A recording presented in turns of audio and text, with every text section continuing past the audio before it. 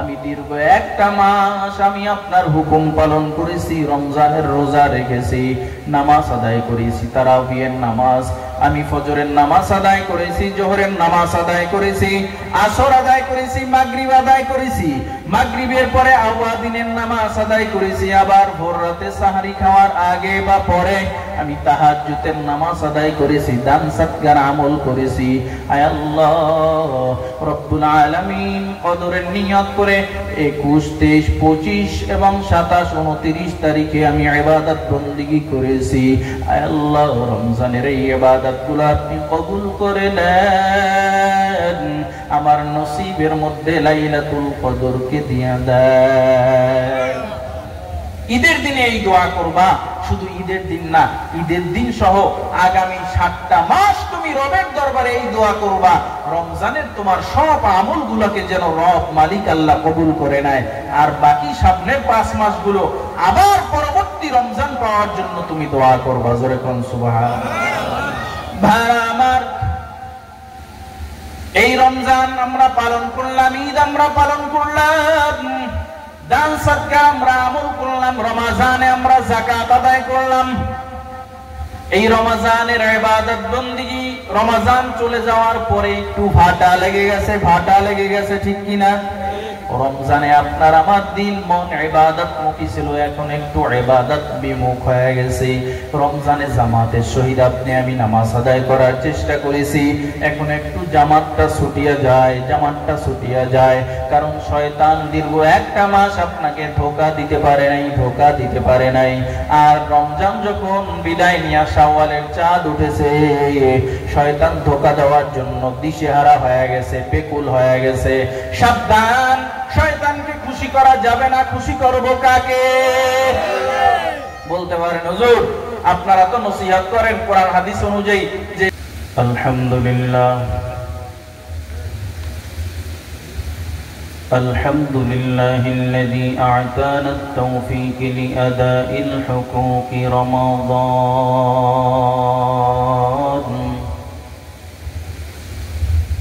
بصيام النهار وقيام الليل وصبره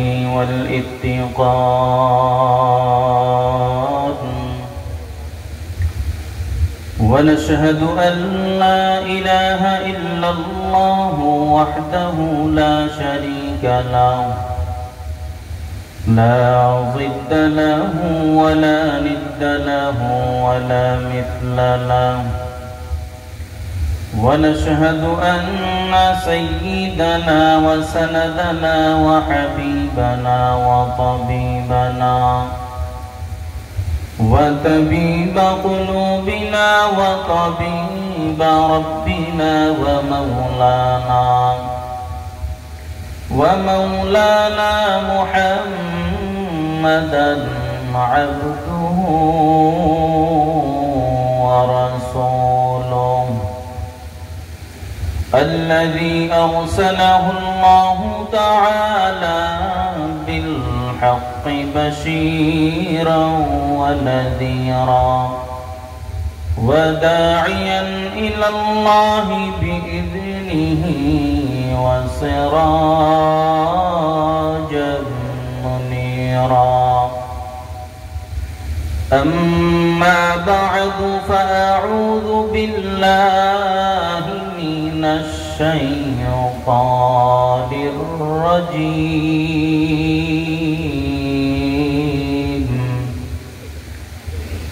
بسم الله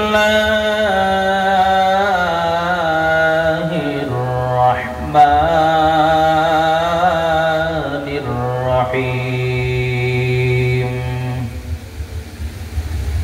وما خلقت الجن والإنس إلا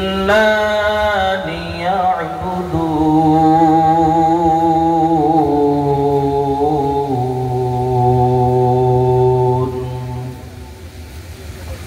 وقال النبي صلى الله عليه وآله وسلم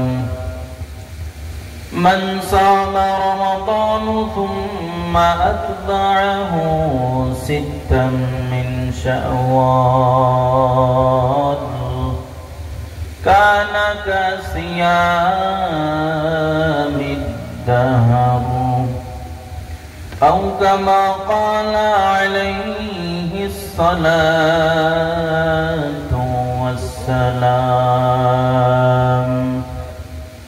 صدق الله مولانا العظيم وصدق رسوله النبي الأمي الكريم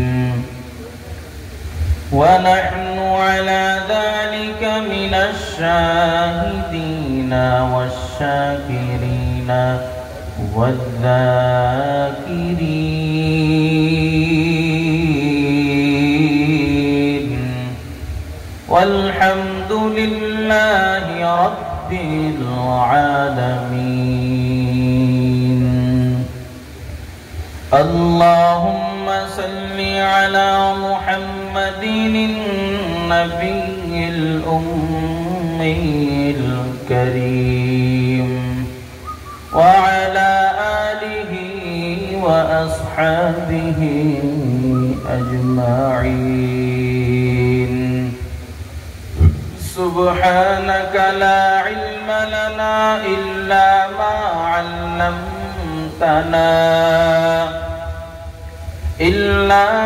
علمتنا إنك أنت العليم الحكيم. قال رب اشرح لي صدري ويسر لي أمري واحلل عقدة من لساني يفقه قولي.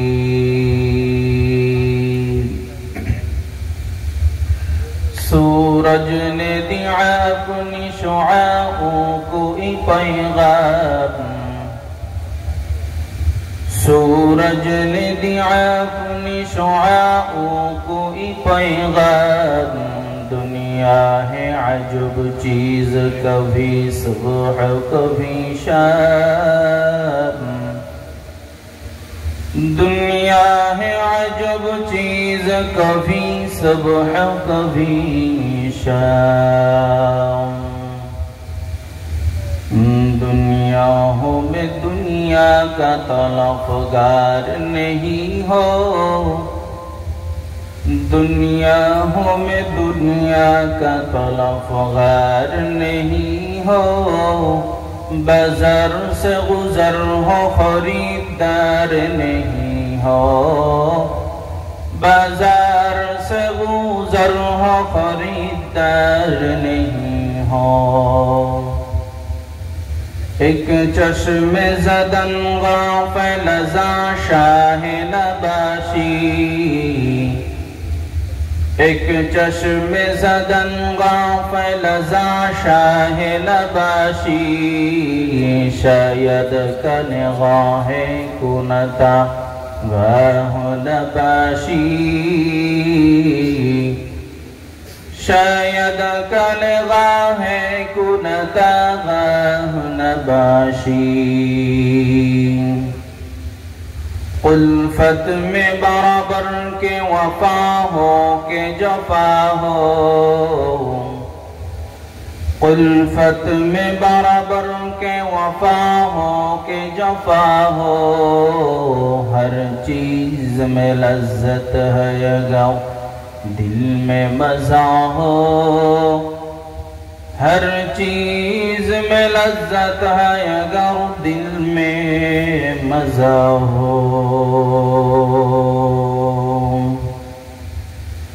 शुक्रिया अल्हम्दुलिल्लाह। गागुरिया आदर्श ग्राम जामे मस्जिद मदीनातुल उलूम इस्लामिया माद्रासा व एलाकार युव समाजेर उद्योगे आयोजित आज के अष्टम वार्षिक वाज महफिल और हल्काय जिकिरे उपस्थित मोहतरम सम्मानित श्रद्धाभाजन सभापति पत्रई मेहेंदीगंजेर आलिमाबाद ইউনিয়নের সম্মানিত সদর জনাব আলহাজ মাওলানা মোহাম্মদ আব্দুল হাই সাহেব দামাত বারাকাতুহুম, আজকের মাহফিলের সম্মানিত প্রধান অতিথি, সারা বাংলা আলোড়ন সৃষ্টিকারী সময়ের আলোচিত জননন্দিত ওয়াইজ, ঢাকার অন্যতম একটি থানা কামরাঙ্গীরচরের প্রাণকেন্দ্রে অবস্থিত কামরাঙ্গীরচর কেন্দ্রীয় জামে মসজিদ তথা বাইতুল মামুর জামে মসজিদের সম্মানিত খতিব, কামরাঙ্গীরচরের অসংখ্য দ্বীনি মার্কাজ, দ্বীনি প্রতিষ্ঠানের মধ্যে অন্যতম একটি প্রতিষ্ঠান মাদ্রাসায়ে নূরে মদিনার সম্মানিত সুযোগ্য সুদক্ষ প্রিন্সিপাল জনাব হযরত মাওলানা মুফতি আব্দুর রহমান বেতাগী দামাত বারাকাতুহুম, মাগরিবের পর থেকে বিশেষ করে অনেকেই আলোচনা করেছেন। এর মধ্যে জান্নাতুল বাকি জামে মসজিদ ২৫০০ নারায়ণগঞ্জের সম্মানিত ইমাম ও খতিব জনাব হাফেজ মাওলানা আব্দুল্লাহ আনসারী দামাত বারাকাতুহুম সহ উপস্থিত হযরতে উলামায়ে ইকরাম, দূর দূরান্ত আঁকা বাঁকা পথ থেকে আগত মুরব্বিয়ানে ইকরাম, যুবক ভাইরা, পর্দার আড়ালে অবস্থানরত সুশিক্ষিতা মাহতারিমা মা ও বোনেরা আমার, সৃষ্টির মহান স্রষ্টা দয়াময় রব্বুল আলামিন আল্লাহ তাবারক ওয়া তাআলার দরবারে লাখো কোটি কোটি শুকর ও সুজুদ, যেই মহান স্রষ্টা রব্বুল আলামিন আল্লাহ তাআলা আপনাকে আমাকে দয়া করে মায়া করে ইহসান করে ভালোবেসে দীর্ঘ একটি মাস সিয়াম সাধনার মধ্যে কাটানোর পরে ঈদ উল ফিতরের মতো মুসলমানদের গুরুত্বপূর্ণ দামি একটি উৎসবের পরে আজ এই মাদ্রাসা মসজিদ ময়দানে জান্নাতের বাগানে সুস্থতা নামক নিয়ামতে ধন্য করে যেই রব, যেই মালিক আপনাকে আমাকে আসার এবং বসার মতন তৌফিক দান করলেন, এজন্য সেই মহান মালিক, সেই মহান মনিব আল্লাহর দরবারে আমরা সকলেই প্রাণ খুলে উচ্চ আওয়াজে কৃপণতাকে ছেড়ে দিয়ে রবের দেওয়া কণ্ঠ দিয়ে আল্লাহ শুকর আদায় করি আলহামদুলিল্লাহ। প্রিয় হাজিরিন, সুস্থতা নামক নিয়ামত দিয়েছেন কে? সুস্থতা যে কত বড় নিয়ামত, যে ব্যক্তি অসুস্থ তার কাছে জিজ্ঞাসা করো। এজন্য নবী আমার বলেন, ৬টা জিনিস আসার পূর্বে ৬টা জিনিসের মূল্যায়ন করো। এর মধ্যে অন্যতম একটা হলো অসুস্থতা আসার পূর্বে সুস্থতার মূল্যায়ন করো। আমরা জ্বরে আক্রান্ত হই, হাত ভেঙে যায়, পা ভেঙে যায়, মাঝে মাঝে অন্য অন্য রোগ শোকের মধ্যে আক্রান্ত হই, তখন অনুভব করি হায় সুস্থতা কত বড় নিয়ামত।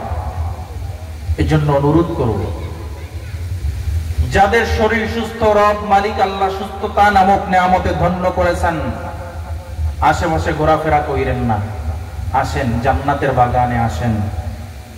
কারণ কিয়ামতের ময়দানে মানুষ আফসোস করবে, হায় দুনিয়াতে ওই ব্যক্তির জন্য আমি যদি আর একটা বার সুবহানাল্লাহ বেশি বলতাম, তাহলে ওই ব্যক্তির মতো জান্নাত আমি পেতাম। তার থেকে নিচু স্থানে, নিম্ন স্থানের জান্নাত রব মালিক আমাকে দিত না।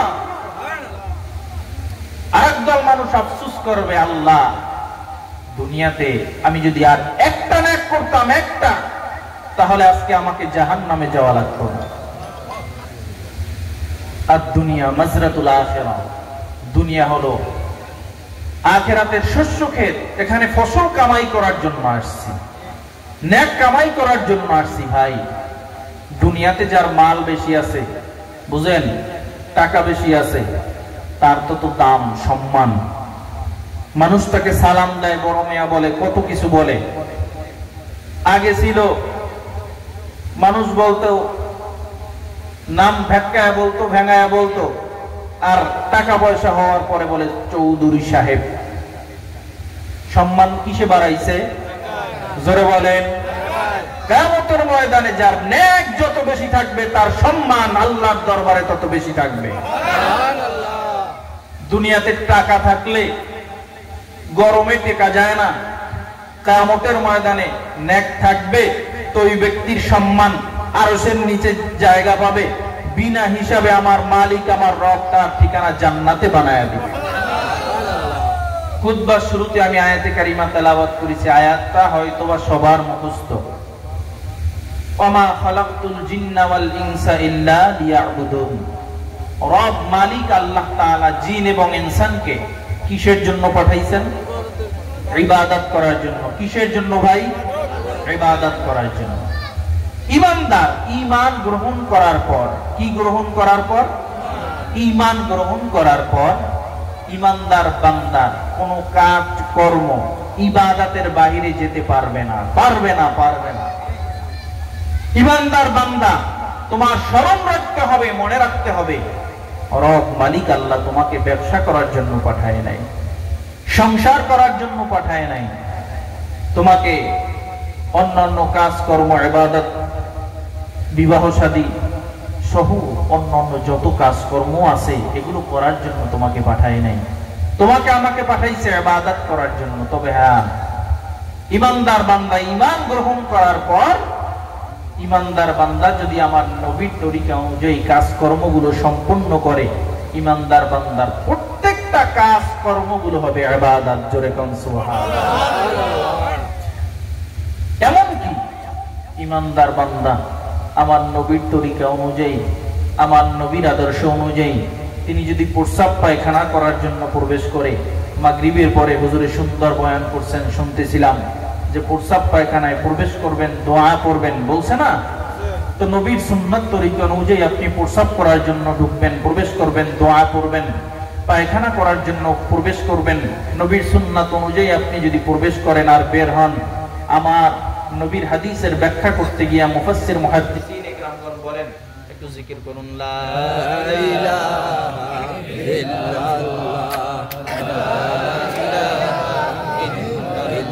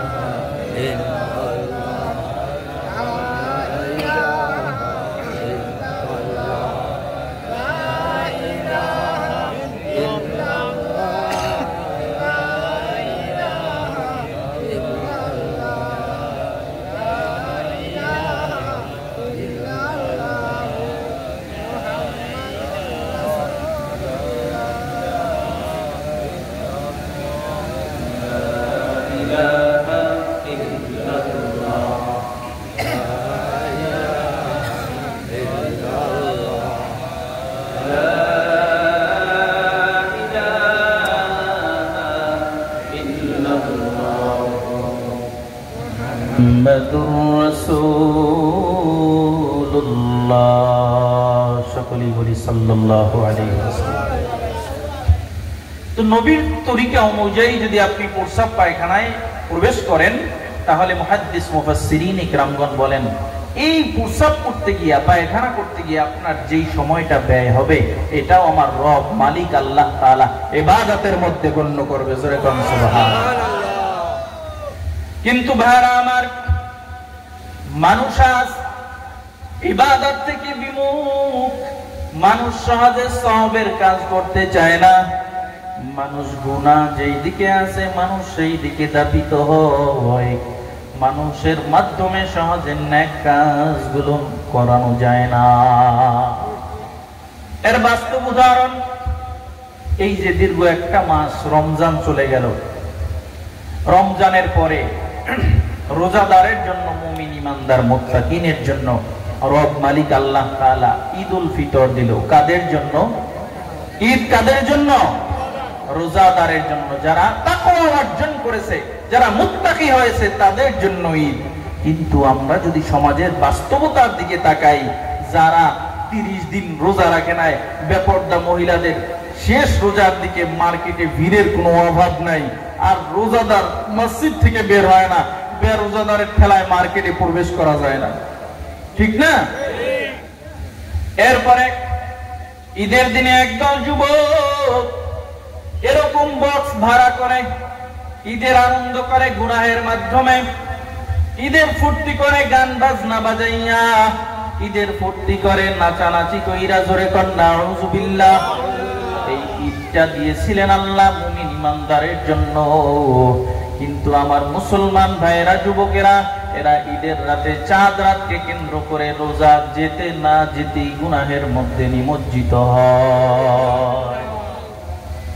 এরপরে বিবাহ শাদীর দিকে তাকাবেন, গান বাজনা ঢোল তবলা বাদ্যযন্ত্র ছাড়া বিবাহ হয় না।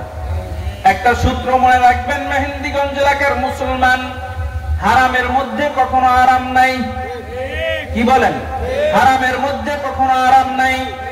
বিবাহ সুন্দর সুন্নাত তরিকা অনুযায়ী তোমার যদি বিবাহ হয়, ওই বিবাহের মধ্যে আল্লাহ রহমত দিবেন, বরকত দিবেন, ওই পরিবারের মধ্যে আল্লাহ রহমত দিবেন, বরকত দিবেন। এরকম গান বাজনা বাজাইয়া, ঢোল তাবলা গায়ে, হলুদ সহ অন্যান্য কাজকর্ম কইরা, নাচা কোদা কইরা তোমার বিবাহ যদি সম্পূর্ণ হয়, তোমার ঘরটা একটা অশান্তির টুকরায় পরিণত হয়ে যাবে। আর যদি সুন্নাত তরিকা অনুযায়ী তোমার বিবাহ হয়, তাহলে দেখবা আল্লাহর খাস রহমত তোমার ঘরের উপরে বর্ষণ হবে। তোমার উরাজ্জাতে যেই সন্তান আসবে, সন্তানটা নেককার সন্তান হবে, মা বাবার খেদমত করবে, কখনো মা বাবাকে অসম্মান করবে না, মা বাবাকে তার কথার মাধ্যমে কখনো কষ্ট দিবে না। ভাইরা আমার, হযরত ওমর ইবনে আব্দুল আজিজ রাহমাতুল্লাহি আলাইহি তিনি বলেন, ঈদগাহে তিনি বয়ান করতেছেন, ঈদের মাঠে বয়ান করতেছেন। এবার ওমর ইবনে আব্দুল আজিজ রাহমাতুল্লাহি আলাইহি বলেন, হে রোজাদার, তোমরা কেন আজকে ঈদগাহে ঈদের নামাজ আদায় করার জন্য আসছো? অন্যান্য দিন তো তোমরা এত সকাল সকাল একত্রিত হইয়া নামাজ আদায় করো না। এই দীর্ঘ একটা মাস সকাল বেলা তোমরা কিছু খানা পিনা গ্রহণ করো নাই, দুপুর বেলা গ্রহণ করো নাই, বিকাল বেলা গ্রহণ করো নাই। আর এক মাসের বাহিরে তোমাদের সকালের নাস্তা প্রয়োজন হয়েছে, এরপরে আবার দুপুরের নাস্তা, দুপুরের খাবার, বিকালের নাস্তা, খাবারের কোনো অভাব নাই। কিন্তু এই দীর্ঘ একটা মাস আল্লাহর হুকুম, তোমরা দিনের বেলা কোনো পানাহার গ্রহণ করবা না। এই এক মাস এই হুকুম পালন করে আজকে ঈদগাহের ময়দানে হাজির হয়ে গেছো। ঈদগাহের ময়দানে হাজির হওয়ার পর আল্লাহ পাক রব্বুল আলামিন ফেরেশতার দলকে প্রশ্ন করেন, ও ফেরেশতার দল, আমার এই বান্দারা আজকে এখানে কেন হাজির হয়েছে জানো? ফেরেশতারা বলে, আল্লাহ জানি না। আল্লাহ বলেন, দীর্ঘ একটা মাস আমার হুকুম পালন করেছে, সিয়াম সাধনার মধ্যে ছিল, দিনের বেলা সিয়াম পালন করেছে, রাতের বেলা কিয়াম করেছে, তারাবির নামাজ আদায় করেছে। এই বান্দারা আজকে পুরস্কার নেওয়ার জন্য ঈদগার ময়দানে হাজির হয়ে গেছে। আল্লাহ ফেরেশতাদেরকে জিজ্ঞাসা করে, ফেরেশতারা বলো, এই বান্দাদেরকে আমি কি দিয়ে পুরস্কৃত করব? এবার ফেরেশতারা বলে, আল্লাহ এটাও আমি জানি না, আমরা জানি না, এই বান্দাদের ইবাদত অনুযায়ী আপনি পুরস্কার দিয়ে দেন। আল্লাহ পাক রব্বুল আলামিন ফেরেশতাদেরকে সাক্ষী রেখা ঘোষণা দিয়া দেয়, যেই সমস্ত বান্দারা দীর্ঘ একটা মাস সিয়াম সাধনা পালন করার পর, আমার হুকুম পালন করার পর আজকে ঈদগাহের ময়দানে হাজির হয়ে গেছে, ও ফেরেশতার দল, তোমরা সাক্ষী থাকো, ওই সমস্ত বান্দাদেরকে আমি আল্লাহ মাফ করে দিলাম। আরবের বিখ্যাত একজন কবি, তিনি বলেন, ঈদ কার নাম জানো? নতুন পোশাক পরিধান করার নাম ঈদ না, সুন্দর সুগন্ধি ব্যবহার করার নাম ঈদ না, সুন্দরভাবে সুসজ্জিত হইয়া হেলিকপ্টার প্লেনের মধ্যে ভ্রমণ করা, সফর করা, উটের উপরে সফর করার নাম ঈদ না, ঘোরাফেরার নাম ঈদ না। ঈদের দিনে ভালো ভালো খাবার গ্রহণ করার নাম ঈদ না, বলে ঈদ এটার নাম ঈদগাহে আয়েশা।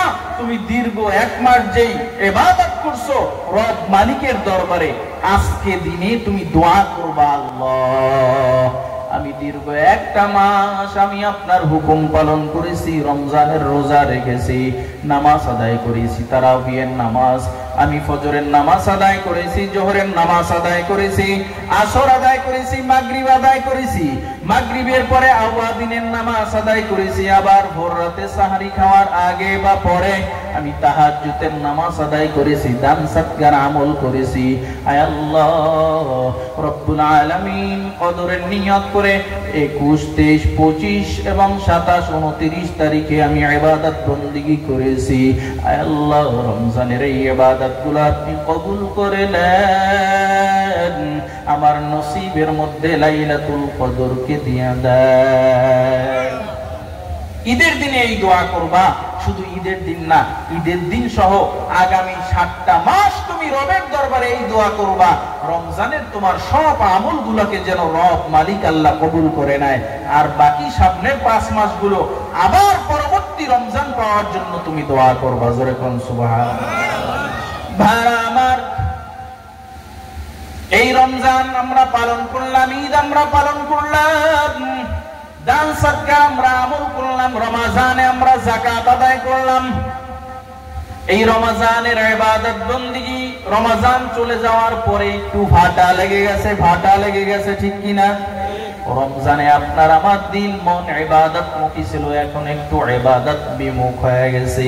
রমজানে জামাতের সহিত আপনি আমি নামাজ আদায় করার চেষ্টা করেছি, এখন একটু জামাতটা ছুটিয়া যায়, কারণ শয়তান দীর্ঘ 1টা মাস আপনাকে ধোঁকা দিতে পারে নাই। আর রমজান যখন বিদায় নিয়ে শাওয়ালের চাঁদ উঠেছে, শয়তান ধোঁকা দেওয়ার জন্য দিশেহারা হয়ে গেছে, বেকুল হয়ে গেছে।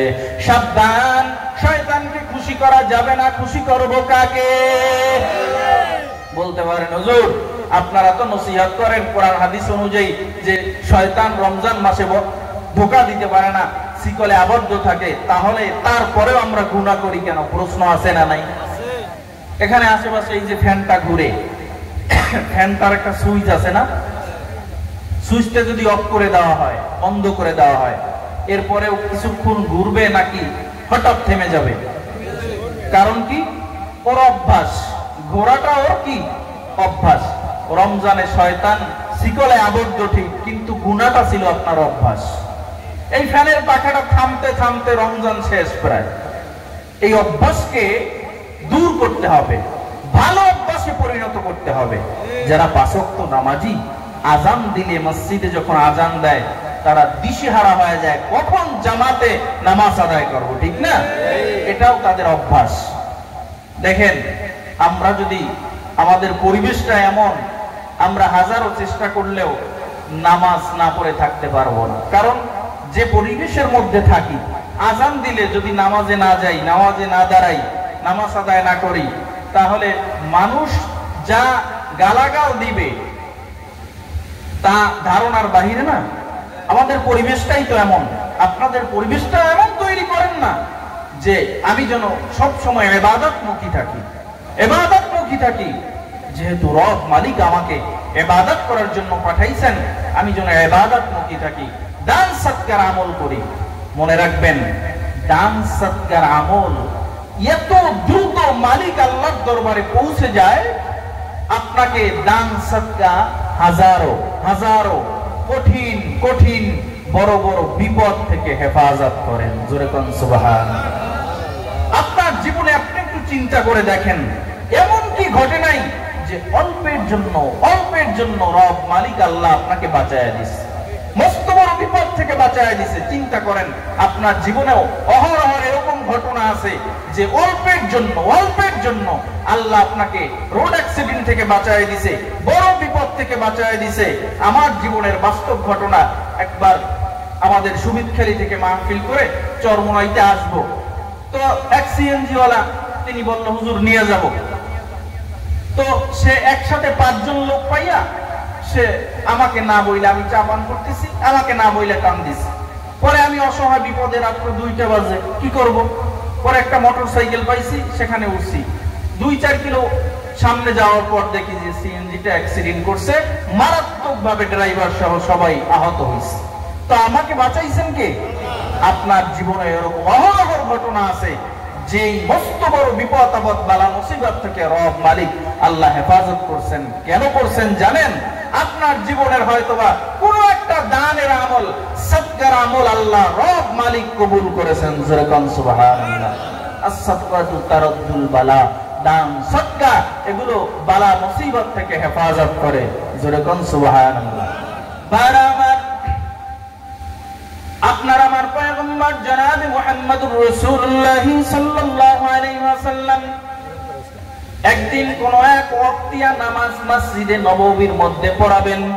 হযরতে বেলাল রাদিয়াল্লাহু তাআলা তিনি ইকামত দিয়ে দিলেন। ইকামত শেষ, সব সাহাবায়ে কেরাম প্রস্তুত তাকবীরে তাহরিমা বেদে নবী আল্লাহু আকবার বলবেন, সবাই আল্লাহু আকবার তাকবীরে তাহরিমা বেদে নামাজ শুরু করবেন। অবস্থায় মসজিদের মেহরাব থেকে আল্লাহর নবী সাল্লাল্লাহু আলাইহি ওয়াসাল্লামের হুজরার একটা দরজা ছিল। মসজিদে যে ইমাম সাহেব দাঁড়ায় না, ঢাকা বা আমাদের অঞ্চলেও আশপাশে বড় বড় মসজিদে দেখবেন, মডেল মসজিদগুলোয় দেখবেন যে ইমাম সাহেব কিন্তু ওই মেহরাবের মধ্য থেকেই আসে, একটা দরজা আছে। তো মসজিদে নববীর মধ্যে ওরকম একটা দরজা ছিল।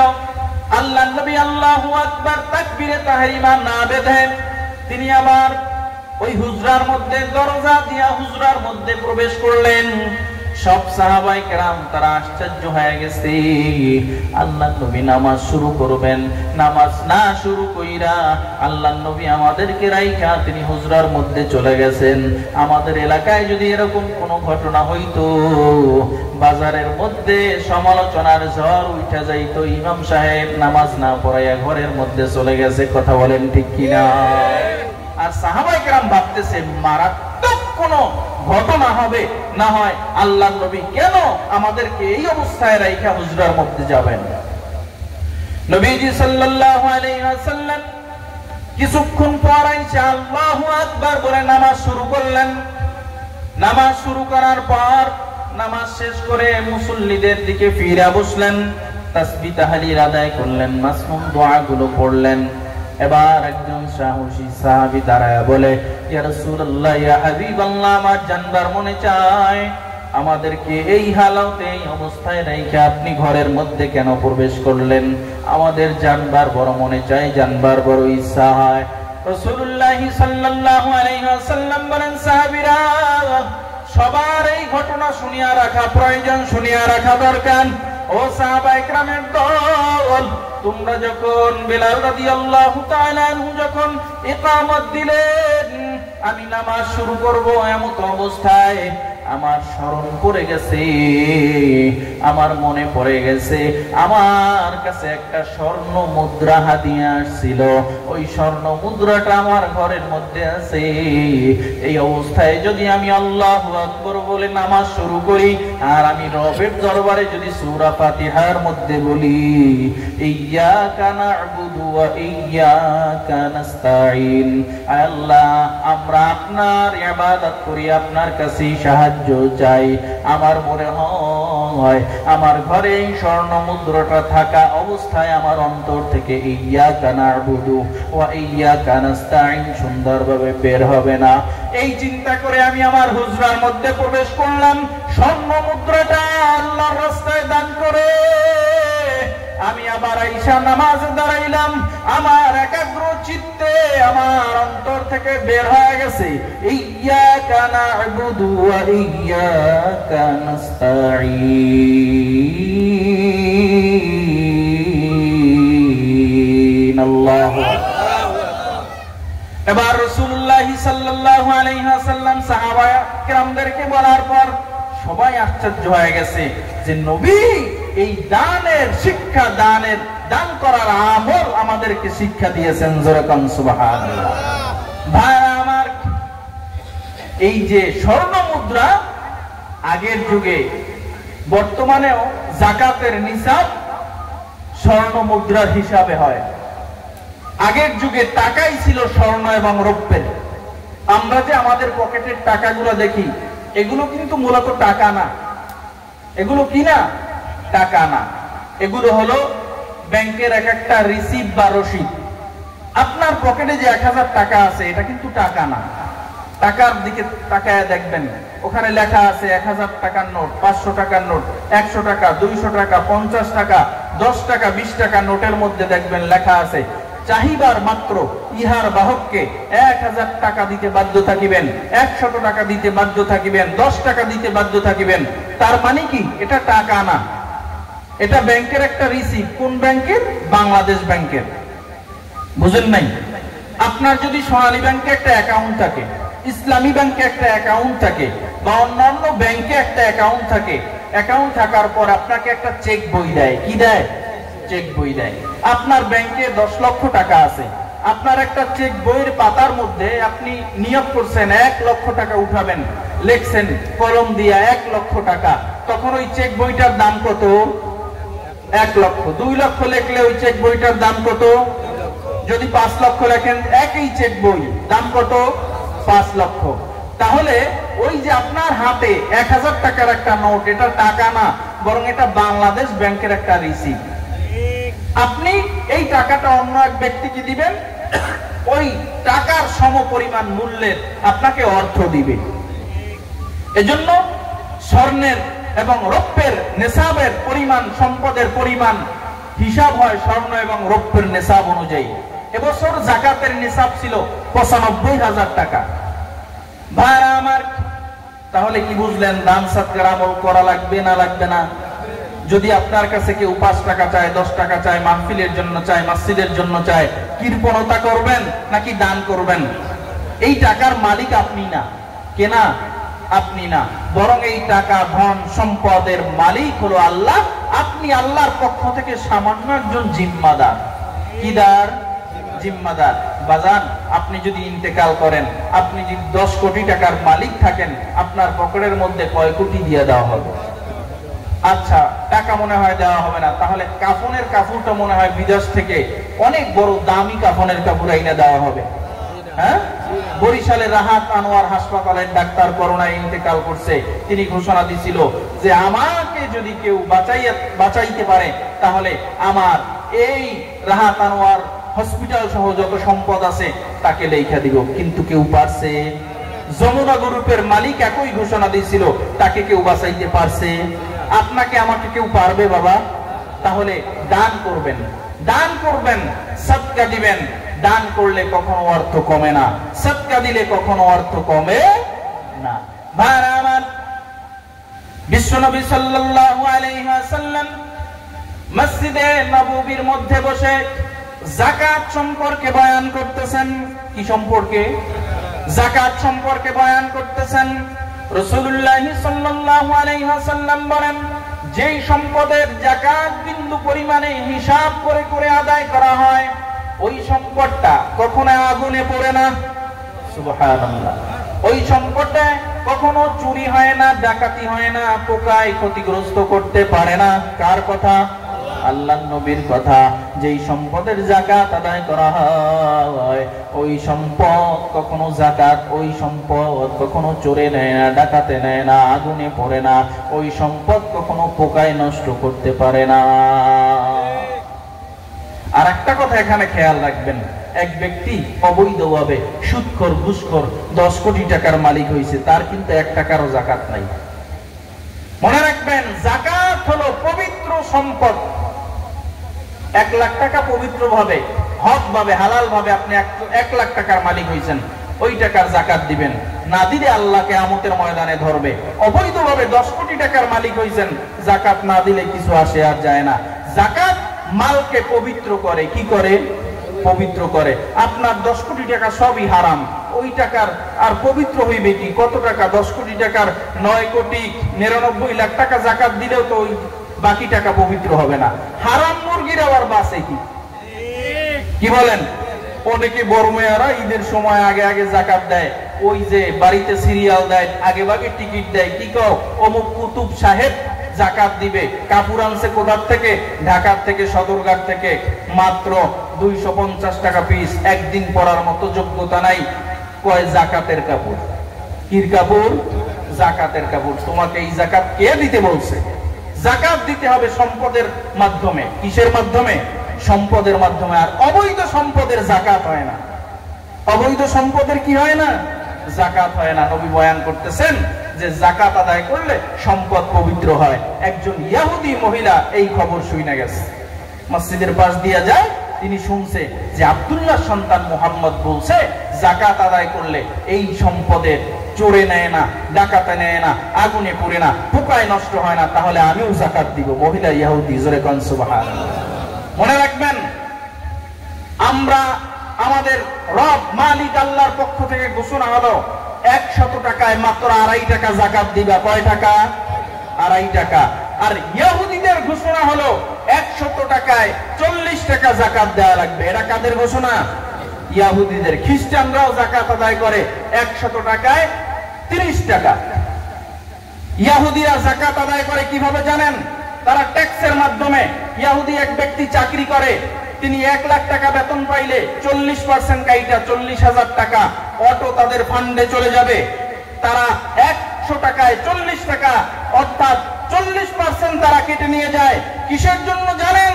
আপনার আমার মুসলমানের উপরে অন্যায়, অত্যাচার, নির্যাতনের স্টিম রুলার চালানোর জন্য ইহুদিরা তাদের বেতনের, তাদের সম্পদের 40% তারা পার্সেন্টেজ হিসেবে জাকাত দিয়ে দেয়। আমাদের ভাষায় জাকাত, ওদের ভাষায় ট্যাক্স দিয়ে দেয়।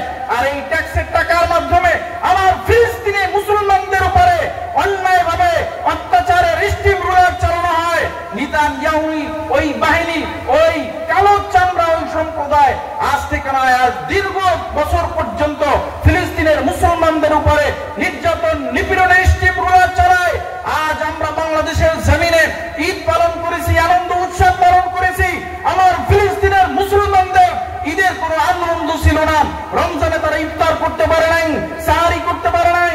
মেহেন্দিগঞ্জের মুসলমান আজ দৃঢ়ভাবে প্রতিজ্ঞা গ্রহণ করবেন, আমাদের ক্ষমতা নাই, আমাদের শক্তি নাই, যেই শক্তির মাধ্যমে আমরা ফিলিস্তিনে গিয়া আমরা ওই ফিলিস্তিনের মুসলমানদের পক্ষ অবলম্বন করে, আমরা গাজার মুসলমানদের পক্ষ অবলম্বন করে আমরা তাদের ওদের বিরুদ্ধে জিহাদ করব, সাদা চামড়ার বিরুদ্ধে জিহাদ করব, ইহুদি সম্প্রদায়ের বিরুদ্ধে জিহাদ করব, যুদ্ধ করব। এই ক্ষমতা আমাদের নাই।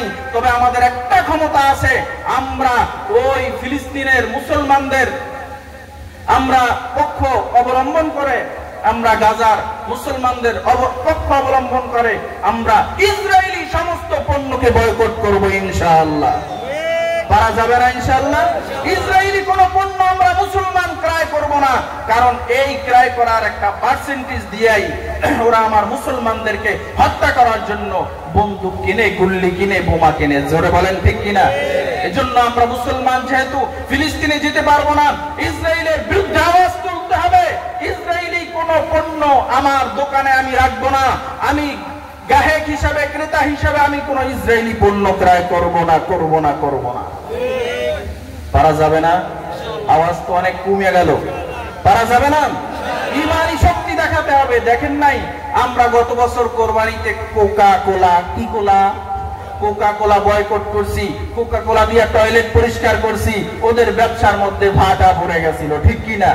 এবছরও আমরা কোকা কোলা, এরপরে 7 আপ কিনলে যেই পানি, পেপসি, এই জাতীয় দেখবেন বিভিন্ন জায়গায় ওলামায়ে কেরাম বয়ান করে, ফেসবুক, ইন্টারনেটের মধ্যে দেখবেন ওদের ওই পণ্যের তালিকা আছে। এই তালিকা দেখে দেখে ওদের একটা পণ্য আমরা ক্রয় করব না, করব না, করব না ইনশাআল্লাহ। পারা যাবে না? তো মুসলমানদের উপরে কয় পার্সেন্ট? 2.5% জাকাত। 100 টাকায় 2.5 টাকা। ওরা যদি 100 টাকায় 40 টাকা দিতে পারে, আমরা 2.5 টাকা দিতে পারবো না ইনশাআল্লাহ। কৃপণতা করবেন, টাকা পয়সা হাতের মধ্যে রাখবেন, জাকাত আদায় করবেন না, জাকাত আদায় করবেন না, সম্পদের জাকাত আদায় করবেন না। আপনার টাকা তো আপনি ডায়াগনস্টিক সেন্টারে টেস্টের মধ্যে দিয়ে আসবেন, ঠিক কিনা? ডাক্তার দেখাইতে গেছেন, রোগ বলছেন মাত্র 2টা, এক খোসামাইরা এমন টেস্ট দিছে 20,000 টাকা লাগছে টেস্টে। এরপরে ওষুধ, এরপরে ডায়াবেটিস, এরপরে হার্ট অ্যাটাক করছে, এরপরে ওপেন হার্ট সার্জারি করা লাগে, কত যে কিছু। জাকাত আদায় করবেন, যাকাত আদায় করলে আল্লাহ তাআলা এই সমস্ত বালা মুসিবত থেকে কুদরতি হাতে হেফাজত করবেন। জোরে কোন সুবহানাল্লাহ। এবার এই মহিলা আল্লাহর নবীর এই যাকাত আদায় করার সুফলের বয়ান শুনছেন। শোনার পরে মহিলা সম্পদের হিসাব করে করে যাকাত আদায় করে। জোরে কোন সুবহানাল্লাহ। এরপরে মহিলা 100 উট নিয়ে মিশরের উদ্দেশ্যে ব্যবসায়িক একটা কাফেলা পাঠায় দিল। ব্যবসায়িক কাফেলা পাঠানোর পর ওই মহিলা কিছুদিন পর অপেক্ষা করতেছে, কয়েকদিনের মধ্যেই ব্যবসায়ী কাফেলা উট মাল বোঝাই নিয়ে মদিনার মধ্যে প্রবেশ করবেন। কিন্তু মদিনার মধ্যে একটা আওয়াজ হয়ে গেছে, ওই মদিনার মধ্যে একটা মাত্র আওয়াজ হয়ে গেছে, শুনছো আমাদের মদিনার একটা ব্যবসায়ী কাফেলা যে মদিনা থেকে মিশরের দিকে চলে গেছিল মাল আনার জন্য, খাদ্য পণ্য আনার জন্য। কিন্তু পথে মধ্যে গতকাল রাতে ডাকাত দস্যু বাহিনী আইসা সব মাল সম্পদ গুলো লুট করে নিয়ে গেছে, সব মালগুলো ডাকাতি হয়ে গেছে। মদিনার মধ্যে একটা আওয়াজ উঠে গেছে। এবার ওই মহিলা টেনশন আর পেরেশানি যুক্ত হয়ে বলে, আমি বিশ্বাস করি না আমার মাল আমার সম্পদ কখনো ডাকাতে নিতে পারে না, চোরে নিতে পারে না, আমার মালের কখনো ক্ষতি হতে পারে না। কারণ আব্দুল্লাহ সন্তান মুহাম্মদ জীবনে কোনো মিথ্যা কথা বলে নাই, সবাই তাকে আল আমিন বলে জানে। আব্দুল্লাহ সন্তান মুহাম্মদ বলছে, যদি সম্পদের যাকাত আদায় করা হয় তাহলে ওই সম্পদ চোরে নেয় না, ডাকাতে নেয় না, আগুনে পড়ে না, পোকায় নষ্ট করে না। আমি তো সম্পদের হিসাব করে করে যাকাত আদায় করেছি, এরপরে আবার মাল যদি ডাকাতি হয়ে যায়, আমি আব্দুল্লাহ সন্তানের ঘাটটা ধরে কলারটা ধরে জিজ্ঞাসা করব, তুমি এত বড় মিথ্যা কথা কেন বললা, কেন বললা, কেন বললা? ভাইরা আমার, বন্ধুরা আমার, এরপরে আল্লাহর রাসূল সাল্লাল্লাহু আলাইহি ওয়াসাল্লামের হাদিসের কথা বিশ্বাস কইরা তিনি খবর শুনতেছে তার ওই 100 উট সহি সালামতে হেফাজতের সহিত মদিনার মধ্যে পৌঁছে গেছে। জোরে কোন সুবহানাল্লাহ। এবার ম্যানেজারে জিজ্ঞাসা করে, ম্যানেজার ঘটনা কি, কেমনে আসলা? বলে, আমরা শুনছি সবাই ডাকাতের কবলে পড়ছে, কিন্তু আমাদের আমির উটটা পাথরে আঘাত খাইয়া তিনি ব্যথা পেয়েছে, আমির উটটা বসে গেছে, সাথে সাথে রাতের বেলা ঠাস ঠাস করে বাকি 99টা উট বসে গেছে, আর আমরা রাতের বেলা সামনে অগ্রসর হই নাই, আমাদেরকে ডাকাতে ধরতে পারে নাই, আমাদেরকে ডাকাত আক্রমণ করতে পারে নাই। এই আক্রমণ থেকে আল্লাহ হেফাজত করছেন কিসের কারণে? যাকাত আদায় করার মাধ্যমে। ভাইরা আমার, বন্ধুরা, আমাদের প্রধান অতিথি আমাদের মাঝে চলে এসেছেন। নারায়ে তাকবীর, নারায়ে তাকবীর। দাতাগি হুজুরের আগমন, শুভেচ্ছার স্বাগত, কমিটির পক্ষ থেকে লাল গোলাপ শুভেচ্ছা।